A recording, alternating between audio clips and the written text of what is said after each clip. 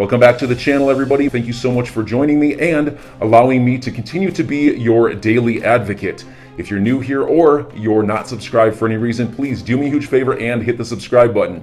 Thank you to all of you who have been watching and following me for so long. It truly means a lot, and I'm glad that I can be this person. Gary Gensler says SEC working with crypto exchanges to adjust rule sets and promote investor protection. And we already know that the SEC has been tremendously overstepping. From considering what it's congressionally allowed to actually oversee, it's tremendously overstepping. It's egregious. They're ruling by enforcement. Obviously, the SEC versus Ripple case is absolutely atrocious. They also, Gary Gensler is actually claiming that stable coins are securities, or may be securities, which doesn't make any damn sense, because without the expectation of profit, which is one of the 4 prongs of the Howey test, which he believes still exists, it can't be.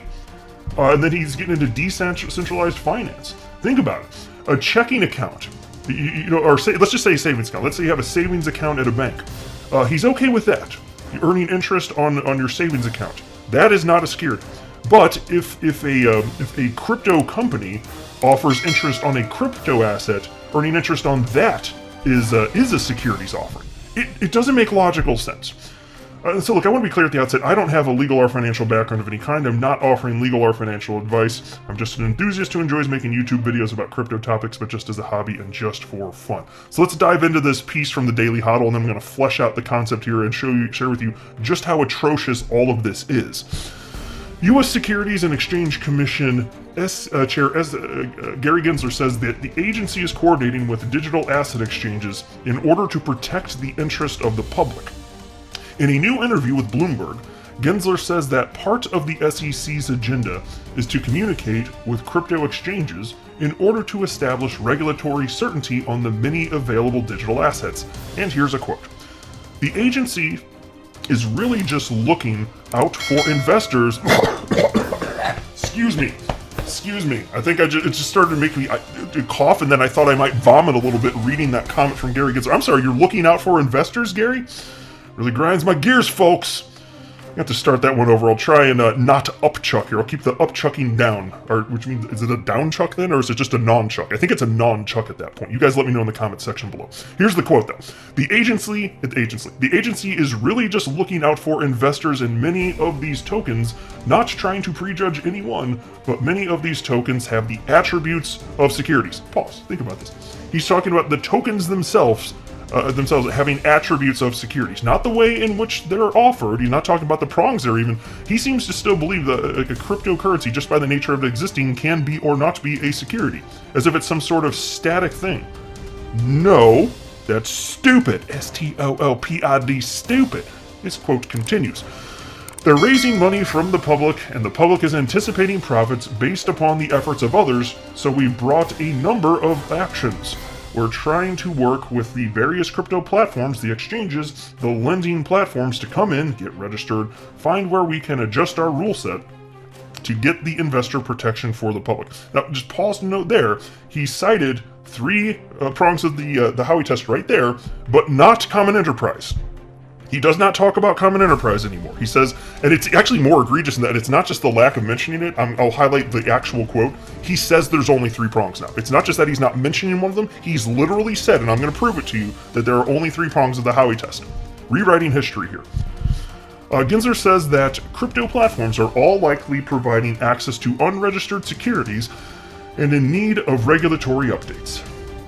According to the chairman, firms in the industry should take the initiative to establish communication with the SEC to ensure regulatory compliance. And here's the final quote from Kim Jong-Gary. If you're a platform and you have 75 or 100 or sometimes 5,000 tokens on that platform, probabilities are that a number of them, and maybe many of them, are what's called a security. It comes down to this. Are you raising money from the public, and the public's anticipating profits based on the efforts of others?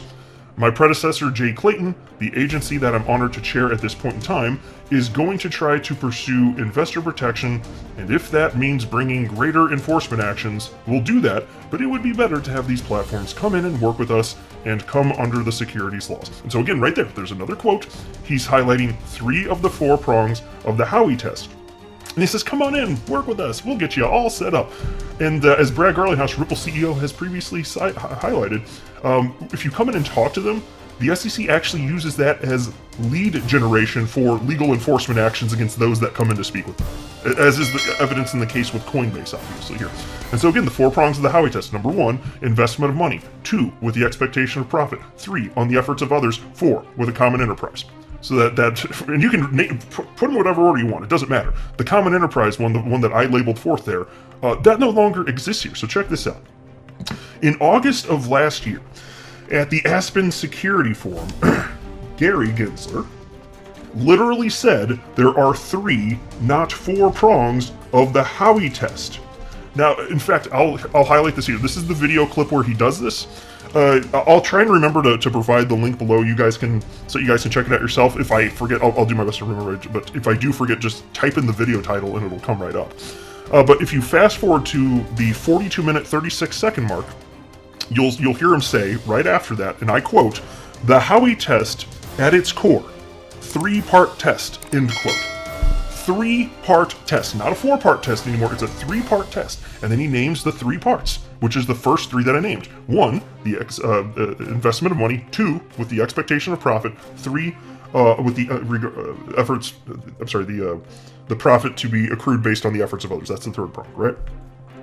And so again, it was at the Aspen Security Forum where he stated this.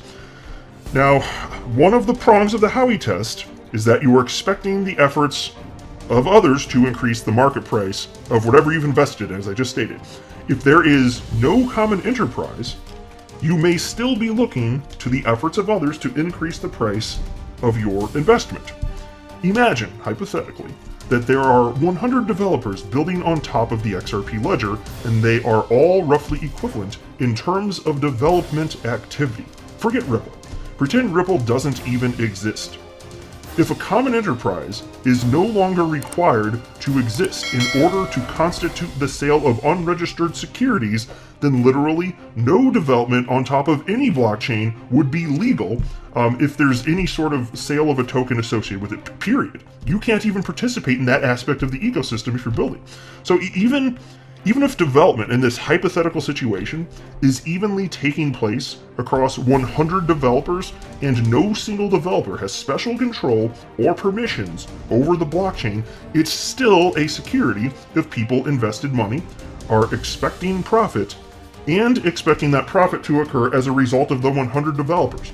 And even if the investment occurred on secondary markets, even if, it doesn't matter as far as Gary Gensler is concerned. So why doesn't Gary care whether or not there is a common enterprise when acting upon securities law? Or more importantly, how the hell is it that he thinks he can get away with unilaterally removing one of the 4 prongs of the Howey test that dates back to 1946? I don't know about you, but when I buy a cryptocurrency, I'm counting on an entire ecosystem thriving, which requires the participation of humans building things for that ecosystem. If Gary's idea is that humans can't build things on a decentralized blockchain and sell an asset native to the blockchain in question without infringing on securities laws, what he's really saying is that cryptocurrencies can't legally be sold in the United States. Especially when you consider the fact that, there needs to be a distribution method for cryptocurrency to get out into the wild in the first place. Even if you think mining is the solution, or you think it might be the solution, well, if the ecosystem is small and centralized in particular, when you're just starting out, it would still be a security according to the SEC, and very easy for them to target on top of that because it's so small. So there is no path forward. Supreme Leader of the SEC, Kim Jong-Gary, has absolutely no respect for the rule of law. He just doesn't give a damn. And I'll tell you what, it really burns my biscuits, folks. It burns my biscuits right on up in this bitch. I'm not a fan of that. At least I didn't upchuck. That's a good sign.